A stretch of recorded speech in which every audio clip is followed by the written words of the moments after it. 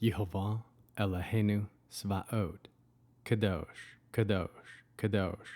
Please fill me and lead me with the Ruach HaKodesh, that I may speak your written words with boldness to those who listen. I ask all these things in Yeshua HaMashiach's name. Amen.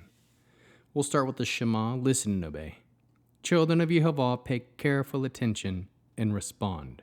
Yehovah is our power and authority.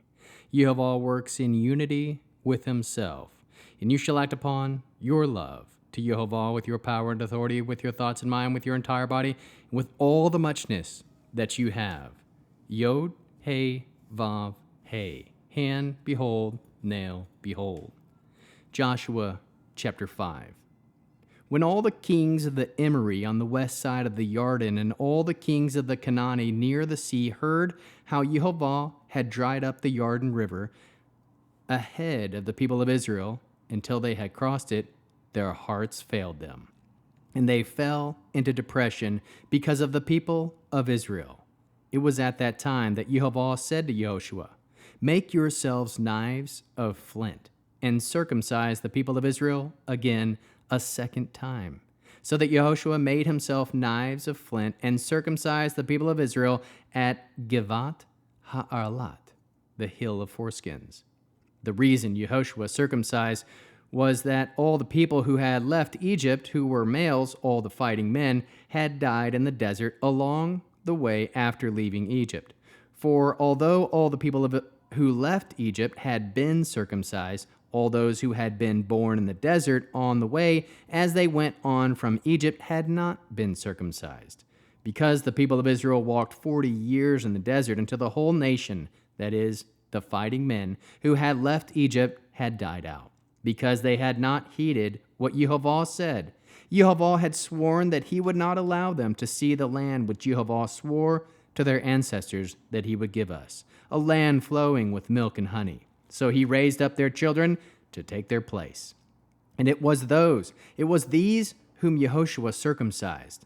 Till then they had been uncircumcised, because they had not been circumcised while traveling.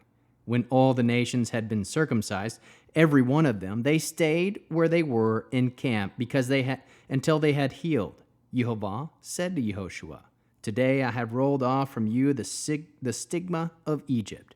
This is why the place has been called Gilgal, rolling, ever since. The people of Israel encamped at Gilgal, and they observed Pesach on the 14th day of the month, there on the plains of Jericho. The day after Pesach, they ate what the land had produced, matzah, and roasted ears of grain that day. The following day, they had eaten food produced in the land. The manna ended. From then on, the people of Israel no longer had manna. Instead, that year, they ate the produce of the land of Canaan. One day, when Joshua was there by Jericho, he raised his eyes and looked, and in front of him stood a man with his drawn sword in his hand. Yehoshua went over to him and asked him, "Are you on our side or on the side of our enemies?" "No," he replied, "but I am the commander of Yehovah's army. I have come just now." Yehoshua fell down with his face to the ground and worshipped him and asked, "What does my Lord have to say to his servant?" The commander of Yehovah's army answered Yehoshua, "Take your sandals off your feet, because the place where you're standing is holy." And Yehoshua did so. How can we learn to love our Creator after reading this awesome 5th chapter of Joshua? We can trust that the work of Yehovah will make hearts of your enemies fail. Circumcise your hearts. Trust that Yehovah will do what he promised.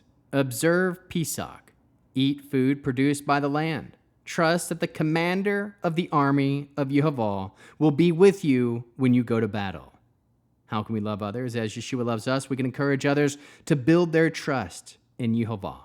Bear one another's burdens. We can follow Yehovah wholeheartedly. Produce spiritual fruit, love, joy, peace, patience, kindness, goodness, faithfulness, humility, self-control. We'll end using the Aaronic blessing on this Friday night Shabbat, using the name. Yehovah will kneel before you presenting gifts, and he will guard you with a hedge of protection. Yehovah will illuminate the wholeness of his being toward you, bringing order. and he will provide you with love, sustenance, and friendship. Yehova will lift up the wholeness of his being and look upon you and will set in place all you need to be whole and complete. Shabbat Shalom.